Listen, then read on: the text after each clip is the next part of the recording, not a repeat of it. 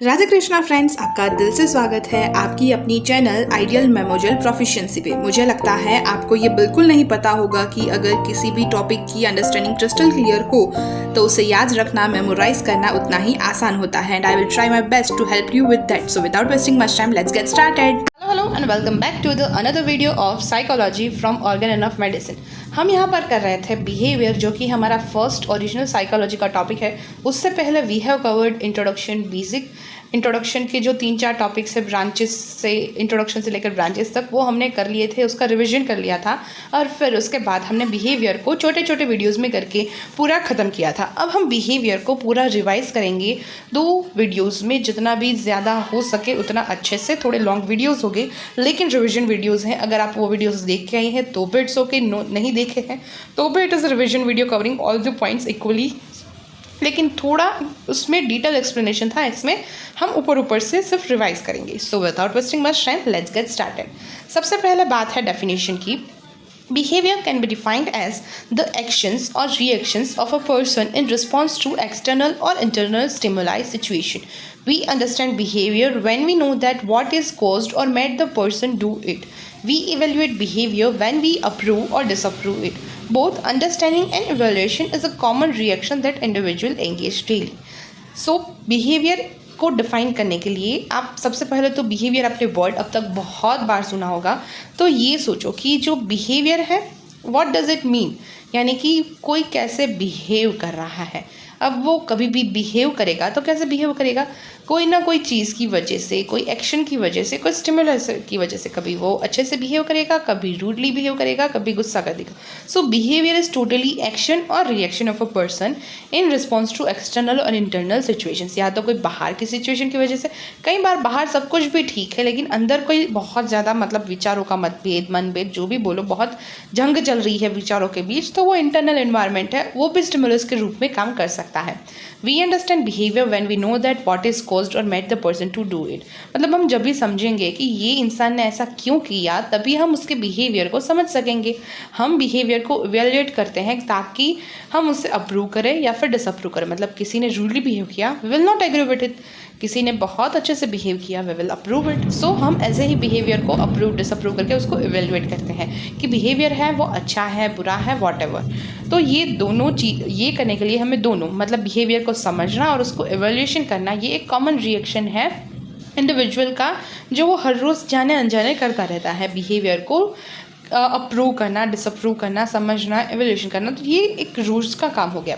तो साइकोलॉजी एक ऐसी साइंस है जिसकी वजह से पीपल, यानी कि लोगों की जो एक्टिविटी है उसको समझेंगे यहाँ पर हम। और उसको समझने के लिए सबसे पहले तो नेचर ऑफ बिहेवियर क्या है उसको समझेंगे कि बिहेवियर किस तरीके से किसी पर्सन के अंदर फॉर्म होता है।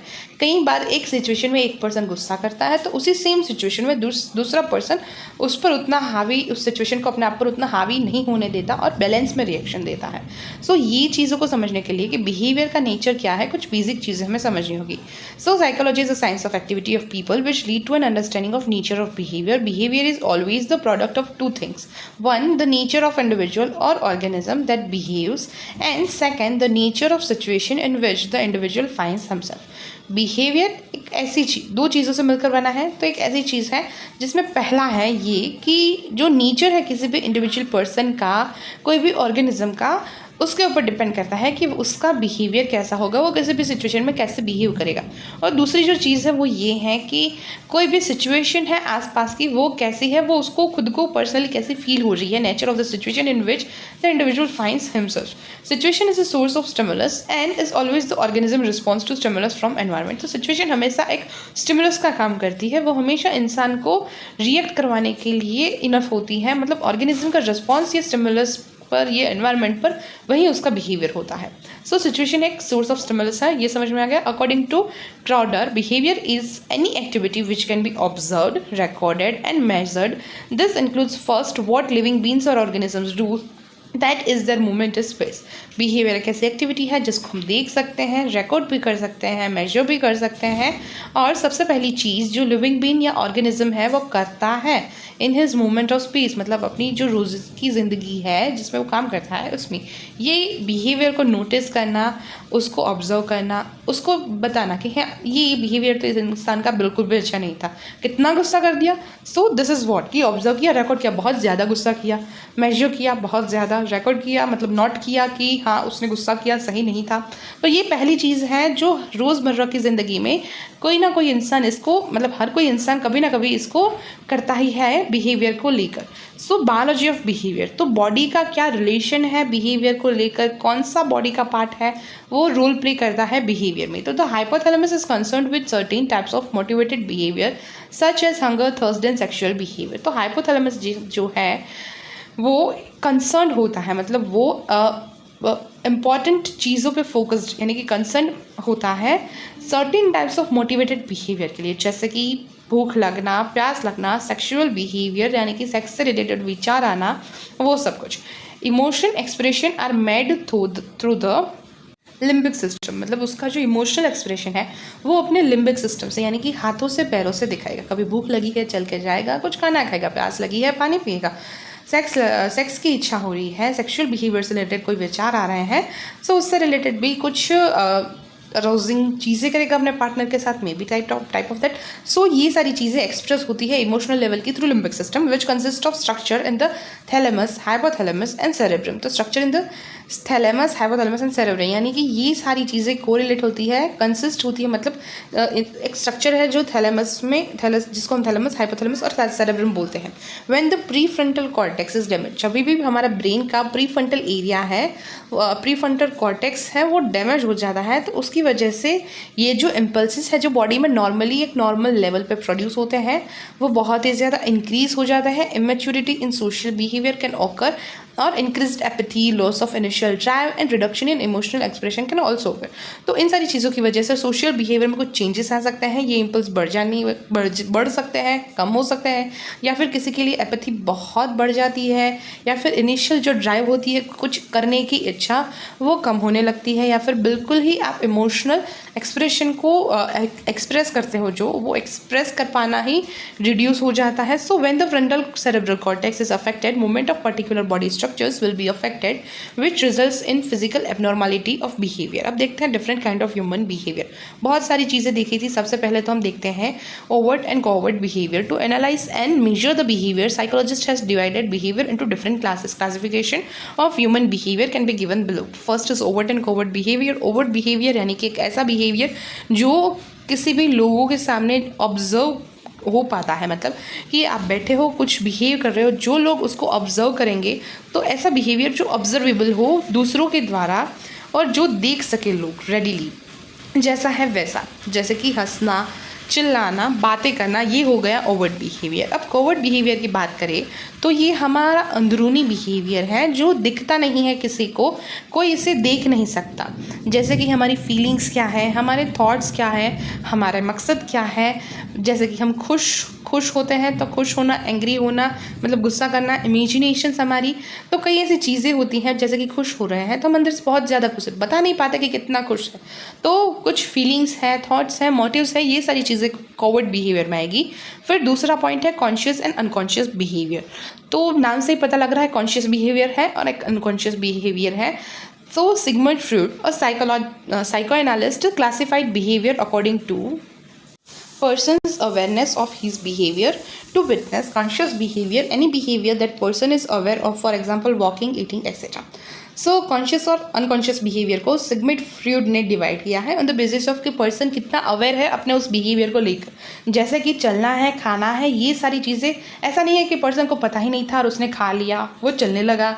सो अपार्ट फ्रॉम सम केसेस जहाँ पर साइकोलॉजिकल इश्यूज हो, so any behaviour that person is aware of, जैसे कि चलना, खाना, पीना, सोना, सो इसके लिए पर्सन अवेयर होता है, ये कॉन्शियस बिहेवियर है। अनकॉन्शियस बिहेवियर यानी कि any behaviour that the person is not aware of, जैसे कि मैनरिज्म्स मतलब उसका मैनर्स क्या है उसको लेकर, shaking of legs while sitting मतलब कभी कभी बैठे बैठे ही पैर हिलाते रहना, बाइटिंग योर फिंगर्स मतलब कई लोगों को एंजाइटी इश्यूज़ होते हैं जिसमें वो अपने नाखूनों को अपनी उंगलियों को खाने लगते हैं, चबाते रहते हैं उस एंजाइटी की वजह से। अब जब नर्वस होते हैं तो कई पीपल अपने शर्ट के बटन को पकड़ने लगते हैं। So this are some science जो अनकॉन्शियस बिहेवियर है जो पर्सन उस एट ए टाइम उस चीज़ को लेकर अवेयर नहीं होता।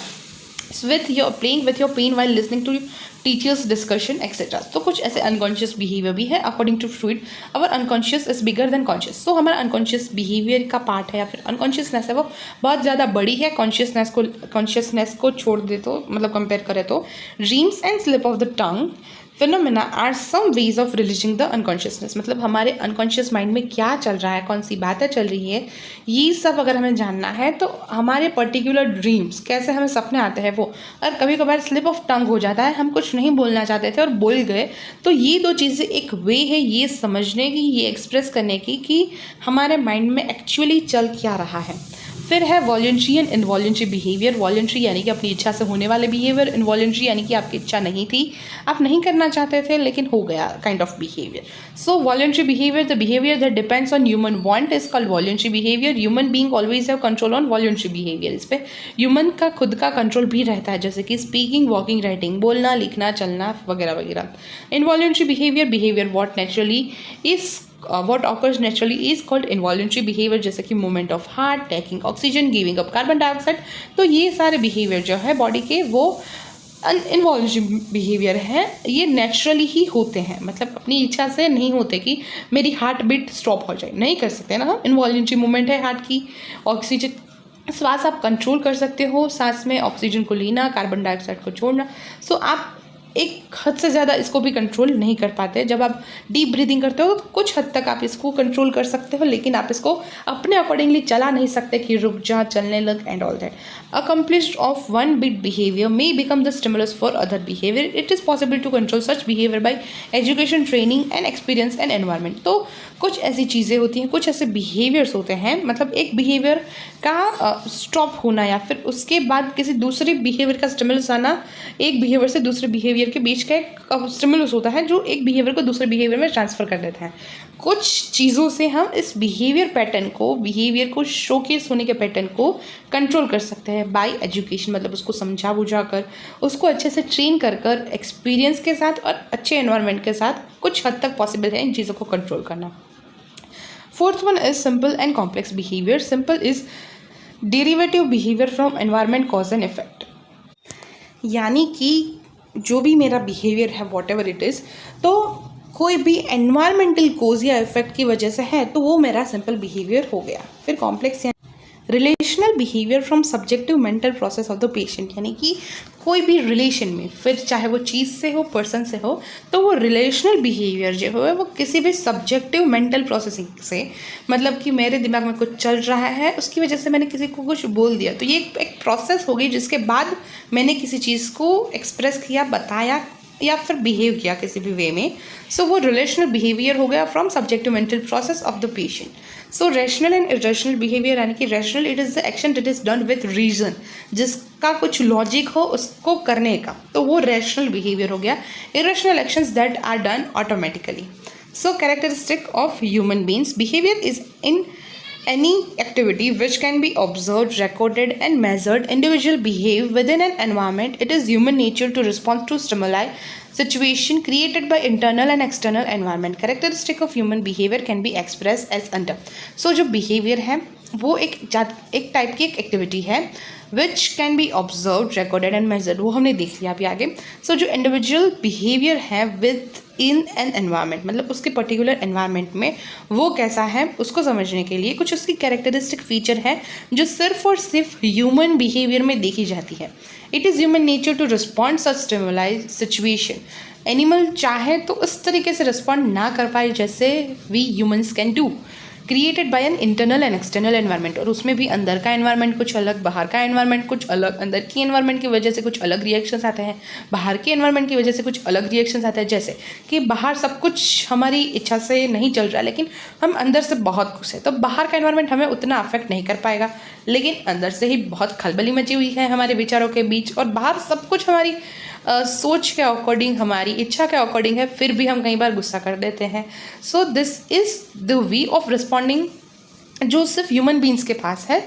तो ऐसी और भी कैरेक्टरिस्टिक्स कुछ है ह्यूमन बिहेवियर में जो इस एक्सप्रेस के अंदर जो आप मतलब कैसे एक्सप्रेस करते हो उसके अंडर में आती है, जो ह्यूमन बीइंग को अलग बनाता है बाकी के एनिमल्स और सबसे. सो क्या ऐसी कैरेक्टरिस्टिक है, तो उसमें कुछ पॉइंट्स है जैसे कि social rules and regulations, language and understanding, education and knowledge, then adaptability, capacity to learn knowledge, drive, aim. Human being is great in behavior and knowledge. So अब बात करेंगे इस पॉइंट्स के बारे में इन डिटेल में कि क्या है सोशल रूल्स और रेगुलेशंस में क्या मेंशन किया गया है. Rules and regulation. Human are social beings and obedient to social rules and regulations. Social rules and regulations drive an individual in a particular way. So human beings हैं वो एक social been है, यानी हमेशा वो सोशली इंटरेक्टिव होते हैं, involve होते हैं, और इसीलिए वो ये सोशल रूल्स को, रेगुलेशंस को मानते हैं. जैसे जिसे हम समाज बोलते हैं कि समाज के ये नियम होते हैं, ये करना. So obedient to social rules and regulations, तो वो मानते हैं इन रूल्स और रेगुलेशंस को. Social rules and regulations drives an individual in a particular way, यानी कि इंसान को किसी पर्टिकुलर वे से चलाता है. मतलब जो लोग इनको मानते हैं वो उस ढंग से चलते हैं, जो लोग इनको प्रायोरिटी में कितने इंपॉर्टेंस देते हैं, मतलब उस पर डिपेंड करता है कि कौन कैसे चलेगा इस रूल्स पे. So language and understanding is the second point. Human being expresses their feeling and emotion and conversation with each other through language. Interaction of individual and group helps them to convey their news and views. So language और understanding भी एक human being की characteristic है, क्योंकि जब भी किसी इंसान को, दूसरे इंसान को अपनी फीलिंग्स को एक्सप्रेस करना हो, अपनी इमोशंस को एक्सप्रेस करना हो, तो वो अपनी बातों से, अपनी लैंग्वेज के थ्रू उस इंसान को बताएगा, उसके साथ इंटरेक्ट करेगा, फिर वो चाहे इंडिविजुअल है या फिर कोई ग्रुप है, और ये इस इंसान को कोई भी न्यूज़ बताने में या फिर उसका पॉइंट ऑफ व्यू या फिर जो भी उसके विचार है वो बताने में हेल्पफुल रहता है. Third point is education and knowledge. Education is a power which enables an individual to acknowledge the difference between right and wrong. The value of practicing in acquiring skills or knowledge, common feature of human behavior. Education and knowledge are important modifications of human behavior. तो दूसरी बात है कि education और knowledge की, तो ये भी एक ऐसी कैरेक्टरिस्टिक है ह्यूमन बीइंग की जो ह्यूमन बीइंग को अलग बनाती है बाकी की चीज़ों से, लोगों से या फिर जानवरों से, जिससे भी बोलो मतलब. सो एजुकेशन में इतनी पावर है कि वो एक इंडिविजुअल को एक ऐसा डिफरेंस समझने के लिए काबिल बनाती है कि क्या चीज़ सही है और क्या चीज़ गलत है. The value of practicing and acquiring skills or knowledge, common features of human behavior. तो इसका वैल्यू एजुकेशन की ये है कि इसको, एजुकेशन से हम अपनी डिफरेंट स्किल्स को हासिल कर सकते हैं और कॉमन फीचर्स जो है ह्यूमन बिहेवियर के, उसका भी नॉलेज ले सकते हैं. Education and knowledge are important modifications of human behaviour. तो इसी तरीके से कुछ भी सीखना, कुछ भी ज्ञान लेना, ये एक इम्पॉर्टेंट मॉडिफिकेशंस है ह्यूमन बिहेवियर के लिए, क्योंकि जितनी ज़्यादा चीज़ें हम जानेंगे हो सकता है उतना ही बेटर होता जाए हमारा बिहेवियर, क्योंकि राइट और रॉन्ग की सेंस आ जाती है इसके बाद हमारे. Then there is adaptability. It is human nature to change in order to deal successfully with new situation. मतलब ये नेचर में ही है, ह्यूमन के नेचर में, कि कोई भी सिचुएशन हो वो उसके साथ डील करने के लिए काबिल होता है. वो अपने आप को उस तरीके से ढाल सकता है, चेंज कर सकता है, ताकि वो उस न्यू सिचुएशन में अपने आप को अडेप्ट कर पाए. Human beings always face changing environment. Human beings हमेशा चेंजिंग एनवायरनमेंट को फेस करते हैं, फिर चाहे वो बाहर का हो या फिर अंदर का. Adaptability with changing environment is a common characteristic of human behaviour. Now fifth one is capacity to learn knowledge, यानी कि only human being is capable enough to learn knowledge. मतलब जितना चाहे उतना सीखना, इसकी कैपेसिटी सिर्फ और सिर्फ ह्यूमन बींग्स में है. Human beings can increase the capacity by acquiring knowledge and experience. हम जितना ज़्यादा पढ़ेंगे, जानेंगे, उतना ही हम अपना नॉलेज और एक्सपीरियंस को, कैपेसिटी को बढ़ाते रहेंगे. जितना ज़्यादा जानोगे उतना ज़्यादा पढ़ पाओगे और जान पाओगे. This is a unique characteristic of human being. तो हम हमारी कैपेसिटी जो है लर्न करने की, उसे कैसे इंक्रीज कर सकते हैं? By learning more new things. Drive or aim. Human beings behave with a view to accomplish their common aim that drives him to a particular direction. Drive or aim pursues goal directed behavior. Human being है वो कैसे behave करता है, वो उस behave करने के लिए, मतलब उसका कुछ स्पेसिफिक गोल होता है, गोल ओरिएंटेड काम रहते हैं उसके, और वो गोल उस इंसान को एक पर्टिकुलर डायरेक्शन में चलने के लिए हेल्पफुल कराता है. जैसे कि मेरा कोई गोल है कि आज के दिन में मुझे इतना करना है तो मैं उस हिसाब से चलूँगी।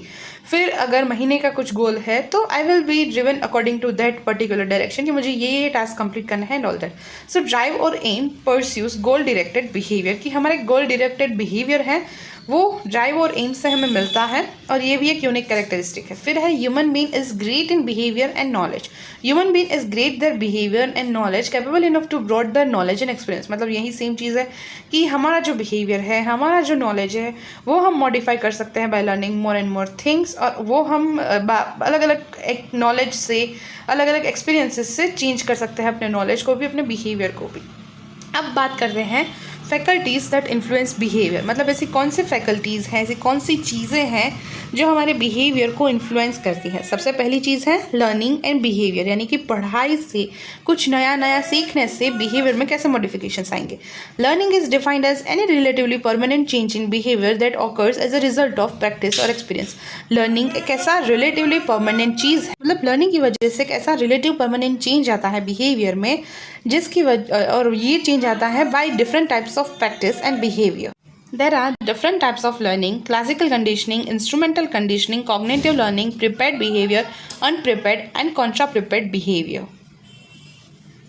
हमारे आसपास का जो नेचर है, जो भी चीज़ें हैं वो बहुत सारी मैटर करती हैं, तो उसमें कुछ चेंजेस लाया जाए, कुछ चीज़ें हम अपने आप से सीखें, कुछ कोरिलेटिवली सीखें, तो ये सारी चीज़ों से लर्निंग करते करते हम एक धीरे धीरे करके एक परमानेंट चेंज ला सकते हैं बिहेवियर में, जो प्रैक्टिस और एक्सपीरियंस के साथ ही हमें पता चलेगा।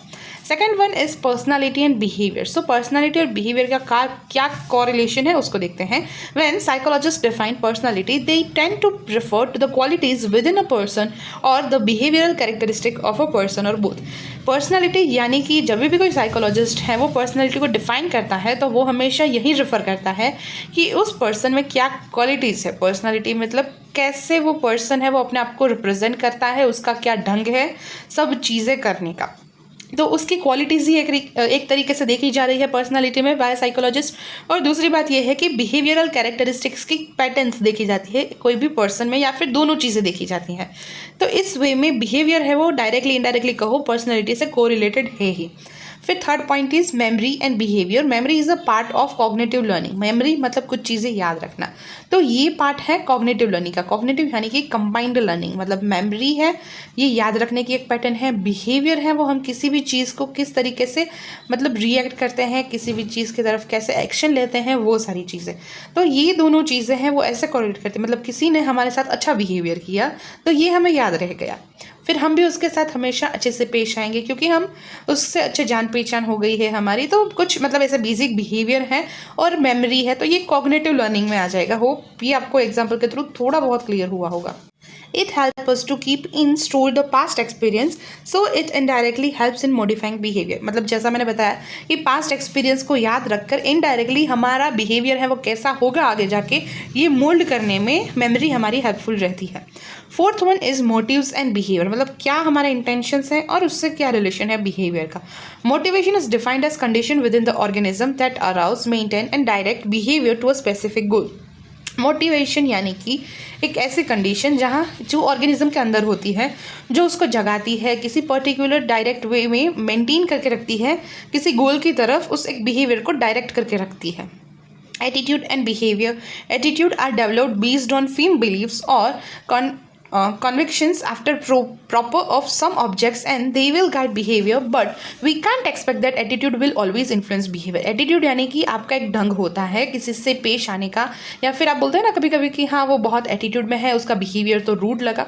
तो एटीट्यूड है वो एक कुछ फर्म बिलीव्स की बेस पर कोई भी पर्सन है वो रिप्रेजेंट करता है अपने एटीट्यूड को, या फिर कुछ कॉन्विक्शंस होते हैं, कुछ वाद विवाद होते हैं जिसके चलते उसका एटीट्यूड रहता है नहीं रहता है, वो डिपेंड करता है। तो हर बार एटीट्यूड की वजह से बिहेवियर है वो इन्फ्लुएंस हो ऐसा ज़रूरी नहीं है, लेकिन कई बार एटीट्यूड में वो पर्सन का बिहेवियर उस तरीके से रहता है, यानी कि एटीट्यूड है वो बिहेवियर को गाइड करता है किसी कुछ स्पेसिफिक सिचुएशंस में, लेकिन हर बार ऐसा हो ऐसा ज़रूरी नहीं है। कभी कभी आपका एटीट्यूड बीच में आ जाता है, लेकिन अगर वो सामने वाला पर्सन आपसे या फिर तो बड़ा है तो रिस्पेक्ट की वजह से, या फिर अगर आपका बॉस है तो भी कुछ चीज़ों की वजह से आप वहाँ पर उसे नहीं आने देंगे बीच में, तो वहाँ पर आपका बिहेवियर अफेक्ट नहीं होगा। तो मे बी इन दिस इस ऐसा ही यहाँ पर मतलब कुछ कहना चाहते हैं, इसी इंटेंस में कहा गया है. So, sixth point is emotion and behavior. Emotion is a subjective behavior is perceived by external manifestation. They are number of theories showing emotion, motivation, behavior relationship. For a number of emotions, different patterns of bodily activity can be detected. Emotion एक ऐसा subjective behavior है, यानी कि जो personally किसी person के साथ को रिलेटेड होता है. मतलब मेरा इमोशन लेवल अलग है, इमोशन एक्सप्रेस करने का तरीका अलग है, आप लोगों का अलग हो सकता है. तो वो सब्जेक्टिव बिहेवियर में आ जाता है कि वो सब्जेक्ट पे डिपेंड करता है कि उसका पर्टिकुलर इमोशनल लेवल क्या है. तो वो इमोशन है वो दिखता है बाय एक्सटर्नल मैनिफेस्टेशंस. मतलब कि मेरे अंदर क्या इमोशंस है वो आपको कैसे पता चलेगा, जब भी मैं किसी को बताऊंगी ऐसा सब, मतलब बताने के बाद, यानी कि एक्सटर्नल मैनिफेस्टेशन के बाद, यानी कि मैं जताऊंगी या फिर बताऊंगी तभी तो पता चलेगा. So there are number of theories, मतलब बहुत ऐसी थियरीज हैं जो ये इमोशन, मोटिवेशन और बिहेवियर के रिलेशनशिप को बताती है. लेकिन नंबर ऑफ इमोशंस और बॉडीली डिफरेंट एक्शंस है, पैटर्न्स है, उसको हम डिटेक्ट करने के बाद ही इसको समझ सकते हैं फॉर अ पर्सन कि क्या उसका इसमें रिलेशन है. Hereditary, environment and behaviour. मतलब हेरिडिटरी यानी कि जो भी हमें वारसागत में मिला है वो, फिर जो एनवायरनमेंट यानी कि हमारे आसपास का जो वातावरण है वो, और तीसरा है बिहेवियर. तो heredity influence human behaviour by passing on of genes from a parents to its offspring. For example eye colour or hair colour. Environment influence behaviour in a harder to define way. For example pattern of behaviour children notice and copy. This is seen by victims of abuse often going on to abuse other later in life. Heredity यानी कि जो भी चीज़ें हमें अपने parents से मिली है, जैसे कि आई कलर हो गया, हेयर कलर हो गया, वो. एनवायरनमेंट यानी कि कई बार बच्चे जो भी चीज़ें देखते हैं अपने घर में वही चीज़ें वो रिपीट करते हैं आगे जाके. जैसे कि ये चीज़ें कहीं विक्टिम्स में देखी गई कि उन्होंने बचपन में बहुत अब्यूज सहा है या फिर देखा है किसी के प्रति, इसीलिए आगे जाके वो सेम चीज़ दोहराते हैं. Human behaviour is determined bye a combination and interaction of heredity and environment. Human being का जो बिहेवियर है वो कॉम्बिनेशन है इन दोनों चीज़ों का, हेरिडिटरी और एनवायरनमेंट का. Such an interactionist approach to the nature versus nurture controversy, यानी कि नेचर कैसा है और उसका नर्चरिंग कैसा हुआ, ये इंटरएक्शनिस्ट अप्रोच है ये समझने की कि क्या चीज़ें हैं. मतलब is a theoretical comprise but one which has logic and empirical validity to recommend it. More specifically human intelligence is determined by array of genetics. मतलब मोर स्पेसिफिकली तो उसको जेनेटिक्स से ह्यूमन इंटेलिजेंस थोड़ी बहुत डिटरमाइन होती है. And environmental variables, और उसके आसपास के वेरिएबल्स कैसे हैं, एनवायरनमेंट का नेचर, मतलब आसपास के लोगों का नेचर कैसा है, उसका कैसा एनवायरनमेंट में उसकी अपब्रिंगिंग हुई है. इसीलिए नेचर वर्सेस नर्चर की controversy. Because there are many different kinds of intelligence and because intelligence is not scalable, it is both impossible to qualify and quantify. तो इंटेलिजेंस को हम कभी भी स्केलेबल नहीं बता सकते, कोई कितना इंटेलिजेंट है, इसीलिए उसको क्वालिफाई करना या फिर क्वान्टिफाई करना थोड़ा इम्पॉसिबल हो जाता है.